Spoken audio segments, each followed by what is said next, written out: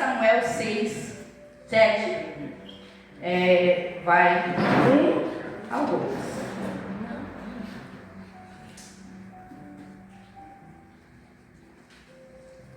Amém? Então vieram os homens de Kiriat Jearim e levaram a arca de Jesus à casa de Abinadab, no outeiro, e consagraram Elisézer, seu filho, para que guardasse a arca do Senhor.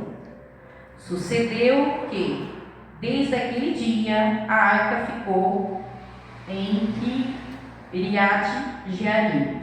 E todos os dias se passaram e chegaram a 20 anos. E toda a casa de Israel dirigiu lamentações ao Senhor. Amém, até aqui.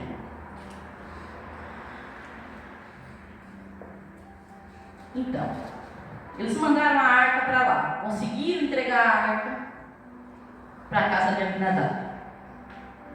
A casa de Abinadab, ele era um homem que cria em Deus, mas a arca ficou lá 20 anos e nada aconteceu. Não teve milagre, não teve bênção, não teve mover de Deus, não teve nada. E aí agora eu realmente, nesse momento, é uma resposta para a minha vida. E creio que seja uma resposta para a vida de muitas vezes, de alguém talvez aqui que eu não saiba, não sei. Me converti há mais de 12 anos. E eu fiquei na peleja há mais de 12 anos.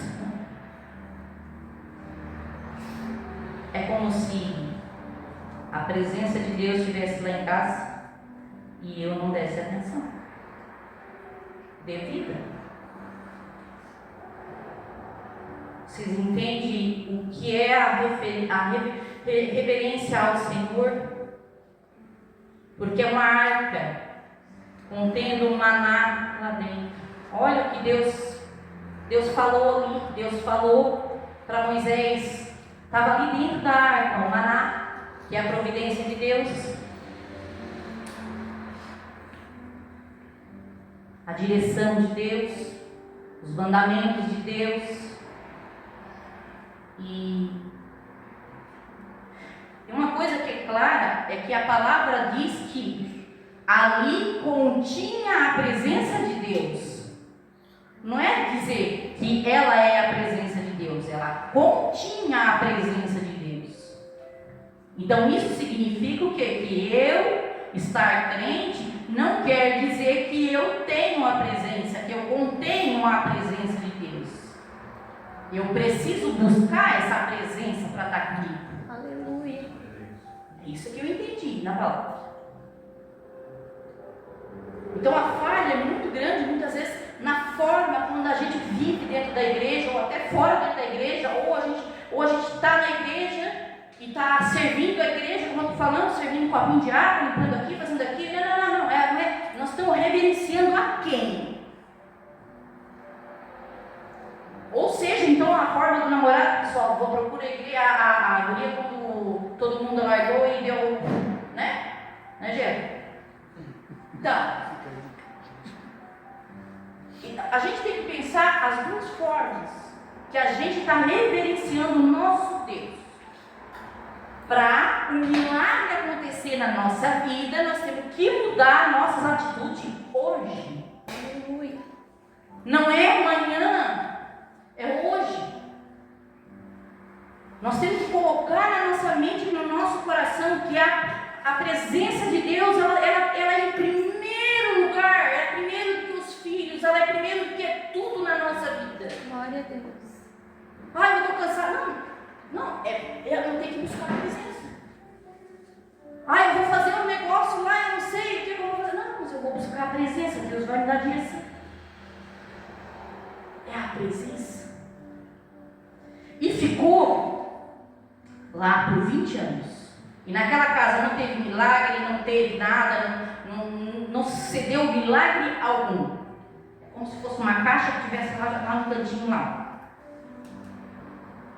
Só que, naquela época, quem reinava era o Saul.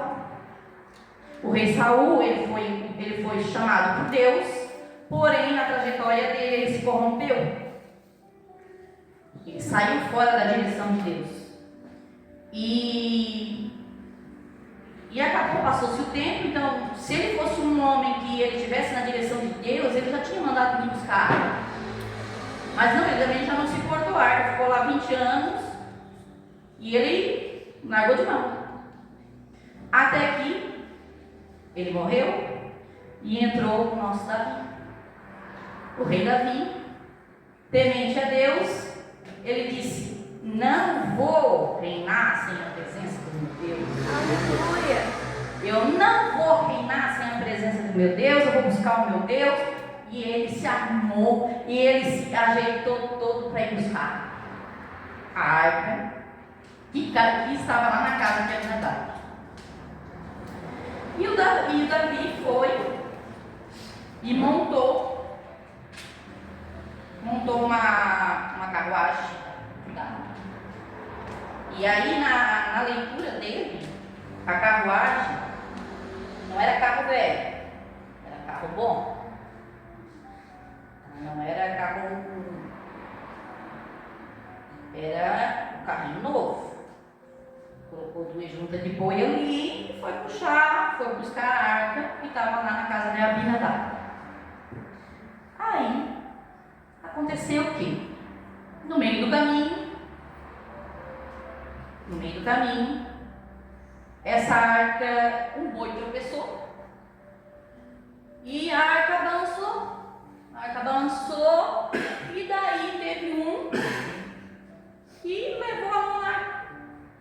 Mas para cuidar da arca não cair. Que foi o filho de Abinadab.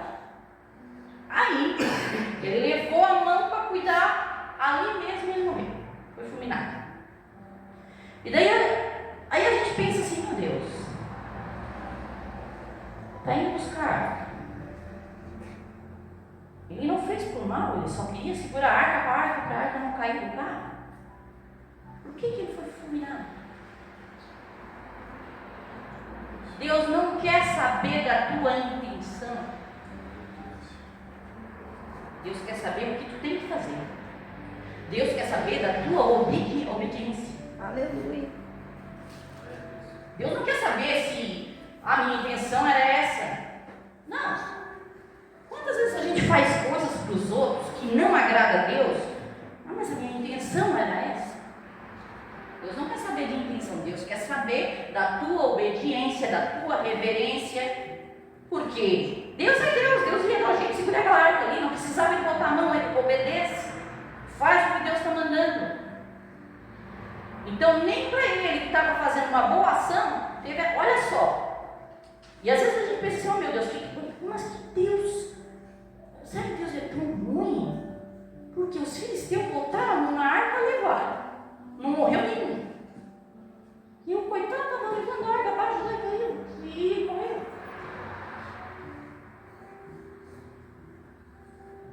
Os filisteus não tinham a presença, não conheciam os 10 mandamentos, não conheciam a palavra. Os outros que estão aqui, que estavam ali, conheciam. Muitas vezes a mão de Deus pesa mais em cima de nós que conhecemos a palavra e conhecemos o que Deus quer, do que o outro que está lá. Às vezes a gente pergunta assim, oh meu Deus, aquele homem faz tudo errado, está numa boa e não acontece nada com ele.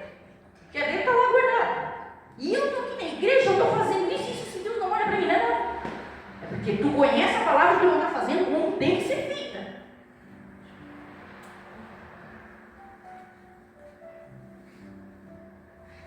É claro isso para mim aqui. Enfim, aí Davi pega essa arca.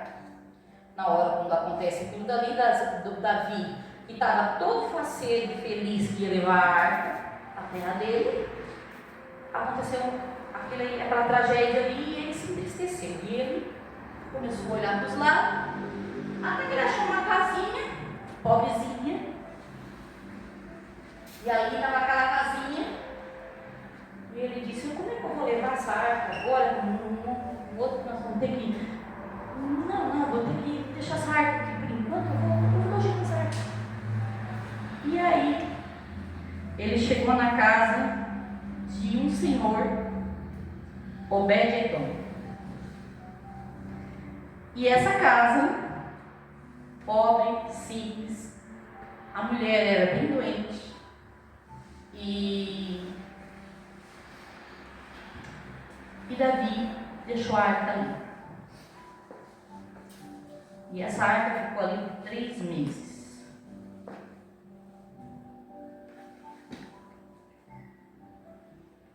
Vocês não têm noção do que Deus fez na vida daquele homem.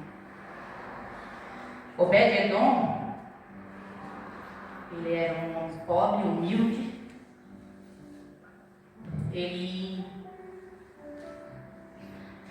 temente a Deus, a esposa sofrendo com doenças, e em 3 meses a bênção desceu lá. A glória de Deus desceu naquela casa. A mulher teve filho. Ele prosperou financeiramente com abundância em 3 meses. Glória a Deus. Ele tratou a arca com uma reverência surreal. Glória a Deus.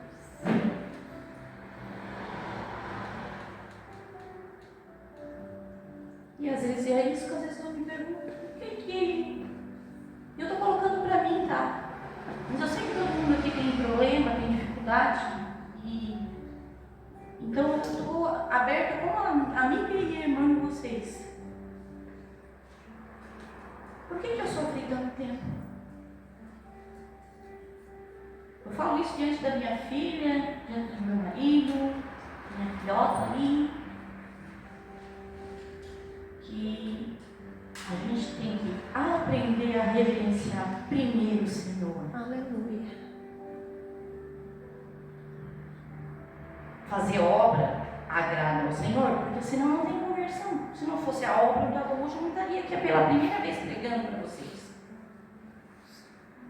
Mas a reverência tem que ser primeiro. Glória a Deus. Aquele homem prosperou de uma maneira que todos viram. Em 3 meses, carga lá dentro. E eu te pergunto hoje, como está a tua casa? Eu te pergunto hoje, como está a tua reverência ao Senhor? Como tu tem reverenciado Deus na tua vida? O Deus de milagre, que a gente sabe o milagre que Ele faz. Como nós temos reverenciado Ele? De que forma? Levantando, indo trabalhar e tal. Não, eu sou um cara perfeito, eu não roubo em ninguém, eu faço tudo certinho. Não, isso é a tua obrigação. Eu quero saber tu reverenciar o Senhor. É tu dizer assim, ser humilde. Vou citar mais um exemplo que nem tinha anotado aqui. Simão. Na minha noite eu termino, pastor. Posso, pastor? Paulo. Simão era um homem que ele estava na fase ali de duvidar de se Jesus era Jesus mesmo. Sabe, eram uns que estavam incriminando Jesus. E um certo dia, Jesus foi convidado a ir na casa dele. Mas Simão estava de malícia. E aí, enfim, Simão foi, convidou ele e foi ele e Jesus, e Jesus foi. Então Jesus é o nosso Deus, né? Então Jesus entrou na casa de Sião. Agora vocês pensam comigo, Jesus entrou na casa de Sião. Então a presença de Jesus estava na casa de Sião. E naquela época era diferente. A gente, quando chegava na casa deles, eles davam um beijo no teu rosto, botavam um óleo na cabeça trazia uma água para lavar seus pés. Simão não fez nada disso para Jesus. Nada. E, passar da noite, entra uma mulher dentro da casa de Simão, toda um vaso. E ela disse, ela chegou e entrou e foi direto de Jesus. E daí ela chegou, se jogou-se nos pés de Jesus, chorou, jogou aquele óleo, aquele perfume de muito valor, era tudo que ela tinha. Ela jogou ali. E ali ela chorava. E aí, se esse homem aí fosse de Deus mesmo, ele sabia quem ela era. Porque ela era uma prostituta. Ninguém dava nada por ela. E ela chegou e invadiu a casa dele. Se tu fosse de Deus mesmo, sabia. Ele pensou. E Jesus logo leu o pensamento dele. Olha como é que é as coisas. Jesus leu o pensamento dele. Então quer dizer que quando eu acordo de manhã e eu digo assim, não vou orar nada, Deus leu o meu pensamento. Então, Deus leu o pensamento dele e disse para Simão assim, Simão, eu entrei na tua casa, tu não me desse um beijo. Enquanto isso, essa mulher está aqui beijando meus pés. Tu não me deu um óleo na minha cabeça, não derramou uma gota de óleo na minha cabeça. Essa mulher derramou um perfume de imenso valor, tudo que ela tinha. Simão, tu não lavou meus pés. Tu não lavou meus pés. E essa mulher, ela está lavando os meus pés com as lágrimas dela e enxugando com os seus cabelos. Ele virou-se para ela e disse assim, não, eu te conheço, vai em paz, a tua fé te salvou, e não peques mais. Entende o que é fazer com a presença de Deus? É a presença de Deus que nós precisamos cuidar, zelar. Se não tratou Jesus de qualquer maneira. Quantas vezes nós fizemos isso com o nosso Jesus, tratando de qualquer maneira? E depois eu vou, não é, pastora? Depois eu vou. Ai, hoje não dá. Ai, hoje eu estou com dor na perna. Hoje eu estou aqui. Ai, hoje você, meu carro não sei o quê. Gasto dinheiro com outra coisa, mas não gasto com a gasolina para ir para a igreja. Não é assim que a gente faz com o Senhor? Então é isso que eu queria trazer para os irmãos. Sei que é uma palavrinha um pouquinho assim, doidinha. Mas eu confesso que eu estou junto com vocês. Eu confesso que eu estou junto com vocês porque eu fiz muito disso. Da minha família, eu quero que hoje nossa vida mude. Amém. Glória a Deus. Nossa vida mude.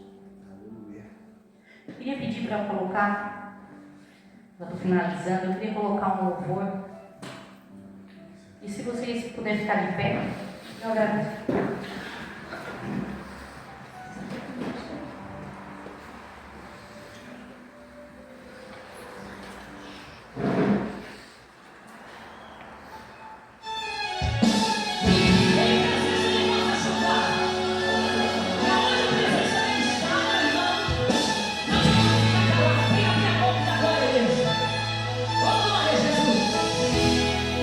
Aleluia, Jesus.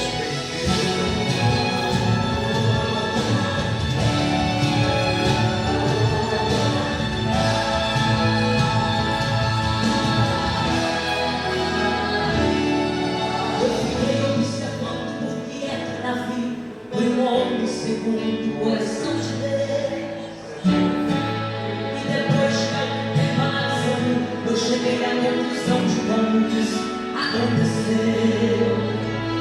Analisando suas qualidades, seu jeito humilde de simplicidade, eu descobri